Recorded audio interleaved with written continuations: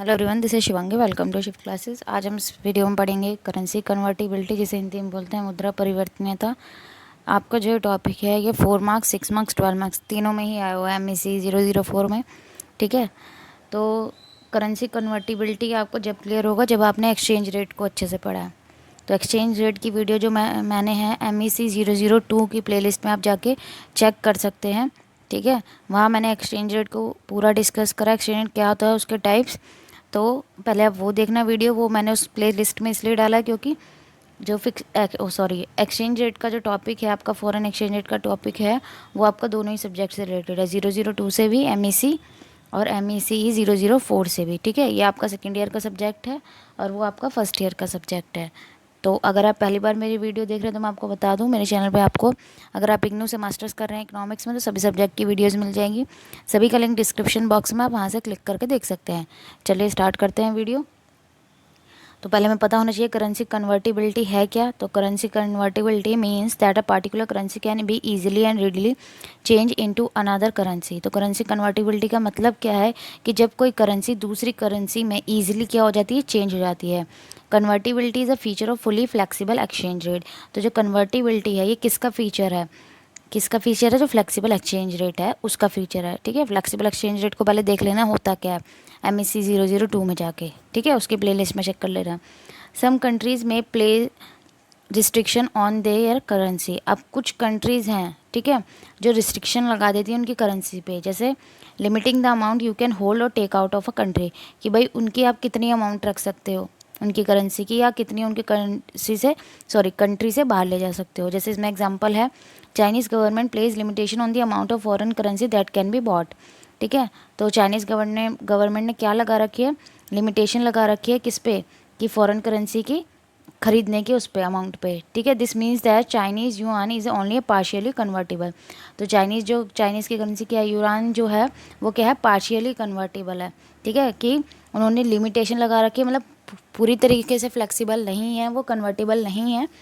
ठीक है, अब आपको बताना है कि इंडिया की करेंसी कैसी है, फुली फ्लेक्सिबल है या पार्शियली कन्वर्टेबल है। ठीक है, ये आपको बताना है कमेंट करके।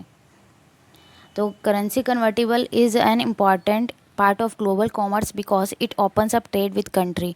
अब भाई करेंसी जो कन्वर्टिबिलिटी है, ठीक है, अगर ये क्या है, कोई भी करेंसी जो है अगर वो फुली कन्वर्टिबल है तो क्या होगा, जो ट्रेड करने में अदर कंट्री से क्या होगा, हेल्प, मतलब क्या हो जाएगा, एक आपको अपॉर्चुनिटी मिल जाएगी दूसरे देश से क्या करने में, ट्रेड करने में, व्यापार करने में। तो एक इम्पॉर्टेंट पार्ट है, अगर आप विदेशों से क्या करना चाहते हो, अपना ट्रेड बढ़ाना चाहते हो, तो उस चीज़ में करेंसी कन्वर्टिबिलिटी क्या कर देता है, हेल्प करता है।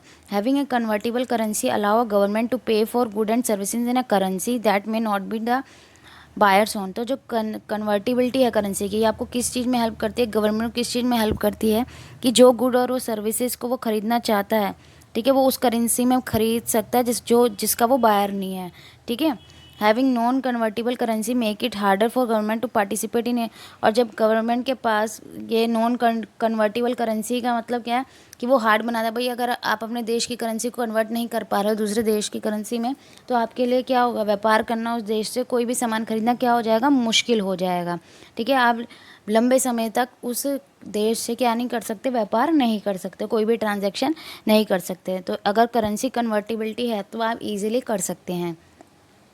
अब दो तरीके के current account and capital account convertibility of currency. अभी हम इसे समझते हैं कि करंट अकाउंट कन्वर्टिबिलिटी क्या है और कैपिटल अकाउंट कन्वर्टिबिलिटी में क्या होता है। Current account convertibility relates to the removal of restriction on payment relating to the international exchange of goods services and factor income. तो भाई करंट अकाउंट कन्वर्टिबिलिटी किससे रिलेट करता है, किस चीज़ से रिस्ट्रिक्शन हटा देता है, कि अगर आपको पेमेंट करनी है भाई इंटरनेशनल गुड्स की, सर्विसेज क्या, कोई भी फैक्टर इनकम। ठीक है, कैपिटल अकाउंट कन्वर्टिबिलिटी में क्या होता है, इसमें किस चीज़ की ट्रांजैक्शन में आपको हेल्प मिलती है, अगर आपको विदेशों से लोन लेना है या कोई इन्वेस्टमेंट करनी है, अब वो शॉर्ट टर्म या लॉन्ग टर्म कुछ भी हो सकता है। ठीक है, अब देखिए क्या डिफरेंस है करंट और कैपिटल अकाउंट कन्वर्टिबिलिटी में। In the case of current account convertibility it is important to have transaction importing and exporting of good, buying and selling services, inward outward remittance etcetera. ठीक है, convert account में क्या है कि आपको transaction करनी पड़ती है, कि आपको कुछ खरीदना है या बेचना है। ठीक है, तो करेंसी क्या हो जाएगी, कन्वर्ट हो जाएगी।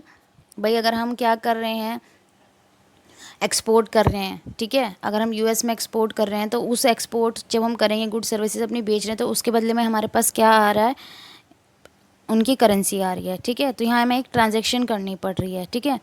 और रेमिटेंस का मतलब क्या होता है, एनआरआई वगैरह जो विदेशों में रह रहे हैं, ठीक है, तो वो पैसे भेज रहे हैं, मान लीजिए अपनी फैमिली को भेज रहे हैं, तो वो किस में भेजेंगे, डॉलर में भेजेंगे, ठीक है, मीन्स अगर वो यूएस में रह रहे हैं, ठीक है। इन्वॉल्विंग पेमेंट और receipt of one currency against another currency, ठीक है। इन the case of capital account, अब कैपिटल अकाउंट में क्या होता है, currency can be converted into any other country without any transaction. यहाँ पे आपको कोई ट्रांजैक्शन नहीं करनी, कुछ खरीदना बेचना नहीं है भाई। लोन है, लोन आपको किस में मिलेगा, पैसों में मिलेगा, ठीक है। यहाँ पे आपको इतना चीज़ खरीद रहे हो ना बेच रहे हो, आप उधार ले रहे हो, इन्वेस्टमेंट कर रहे हो, ठीक है। ये आपके या इंडिया में आके कोई इन्वेस्टमेंट कर रहा है, ठीक है। यहाँ कोई गुड्स सर्विसेज नहीं बेची जा रही, कोई ट्रांजैक्शन नहीं हो रही है, इन्वेस्टमेंट हो रही है, पैसा आ रहा है, कैपिटल का इनफ्लो हो रहा है, ठीक है। अब एडवांटेजेस क्या है करेंसी कन्वर्टिबिलिटी के, सबसे पहला क्या है, एक्सपोर्ट प्रमोशन, ठीक है। एक्सपोर्ट को क्या करता है, प्रमोट करता है। And important advantages of currency convertibility is that it encourage export by increasing their profitability.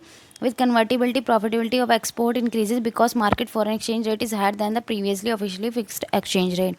भाई क्या होगा, एक्सपोर्ट को प्रमोट करता है। भाई जो करेंसी कन्वर्टिबिलिटी है वो किसके अंदर आता है, फिक्स्ड एक्सचेंज रेट के। फिक्स्ड एक्सचेंज रेट में क्या होता है, गवर्नमेंट का कोई इंटरवेंशन नहीं होता, ठीक है। यहाँ सप्लाई और डिमांड के थ्रू क्या होता है, करेंसी कितनी एक्सचेंज होगी, कितने रेट पर, भाई $1 कितने रुपीज़ के बराबर है या ₹1 कितने डॉलर के बराबर है, ये किसके थ्रू होगा, मार्केट फोर्सेस के थ्रू, कि भाई कितनी डिमांड सप्लाई हो रही है उसके थ्रू होगा। तो इससे क्या होगा, एक्सपोर्ट इंक्रीज़ होगा। अगर हमारी करेंसी डेप्रिशिएट हो रही है, ठीक है, डेप्रिशिएट हो रही है मतलब $1 पहले 70, मान लीजिए ₹60 का था, अब $1 ₹70 का हो गया, तो हमारी करेंसी जो है, ठीक है, करेंसी जो है वो क्या हो रही है, डेप्रिशिएट हो रही है। तो डेप्रिशिएट हो रही है इसका मतलब क्या, हमारा एक्सपोर्ट क्या हो जाएगा, इंक्रीज़ हो जाएगा, क्योंकि पहले वो $1 में हमारे देश से ₹60 का सामान खरीदा, लेकिन अब वो ₹70 का सामान खरीद सकते हैं, ठीक है। अब इंसेंटिव टू इम्पोर्ट सब्सटीट्यूशन, मतलब एक इंसेंटिव भी है ये क्या, इंपोर्ट को ख़त्म करने, भाई हम इंपोर्ट का सब्सटीट्यूट ढूंढें, अपने ही देश में उस गुड को क्या करें, प्रोड्यूस करने की कोशिश करें। सिंस फ्री और market determine exchange rate is higher than the previous official, भाई अभी हमने आगे ही पढ़ा कि यहाँ पे जो फिक्स एक्सचेंज रेट है, ठीक है, जो ऑफिशियली फिक्स एक्सचेंज रेट था उससे हायर हो जाता है इस टाइम पे क्या, एक्सचेंज रेट। भाई फिक्स एक्सचेंज रेट में गवर्नमेंट डिसाइड करते हैं, यहाँ मार्केट फोर्सेस डिसाइड कर रही है, ठीक है, डिसाइड कर रही है। Import become more expensive after convertibility of a currency, तो इंपोर्ट हमारे लिए क्या हो जाता है, महंगा हो जाता है। भाई मैंने आपको बताया कि हमारी करेंसी डेप्रिशिएट हो गई है, भाई $1 पहले ₹60 का था, अब $1 कितने का, 70 का है। अगर हमें अमेरिका से कुछ इंपोर्ट करना है तो हमें पहले ₹60 देने पड़े थे $1 के लिए, लेकिन अब हमें कितने रुपए देने पड़ेंगे, ₹70। तो हमारे लिए इंपोर्ट करना क्या हो गया, आयात करना क्या हो गया, महंगा हो गया, ठीक है। तो ये डिस्करेज करता है किसको, इंपोर्ट को, कि भाई हम अपने इंपोर्ट का जो हम सामान बाहर से खरीद रहे हैं उसका कोई सब्सटीट्यूट ढूंढे, ठीक है, प्रतिस्थापन बोलते हैं जिसे हम हिंदी में।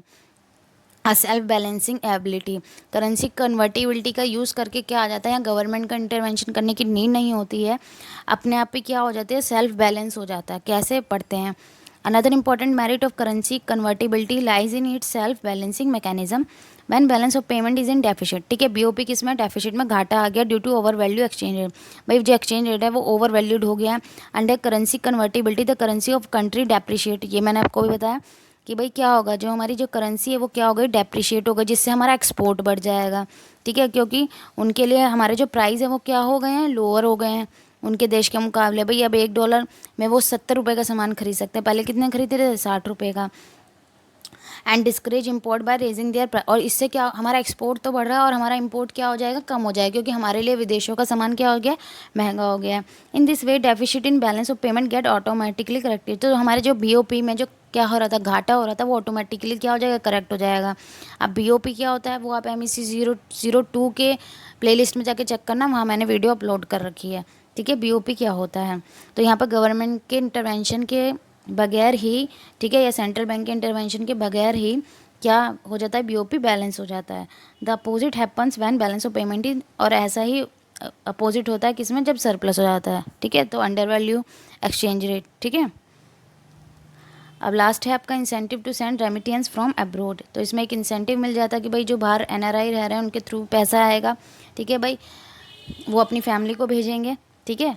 वो किस में भेज रहे हैं, भाई उनकी करेंसी जहाँ वो रह रहे हैं जिस देश में, और हमारे पास वो किस में आएगा, रुपीज़ में आएगा कन्वर्ट हो गए। Currency convertibility provide greater incentive to send remittance of foreign exchange by Indian workers living abroad by NRI, ठीक है। आई होप आपको करेंसी कन्वर्टिबिलिटी का जो टॉपिक है वो क्लियर हो गया होगा। वीडियो अच्छी लगी हो तो like it, share it and subscribe my channel. Thank you.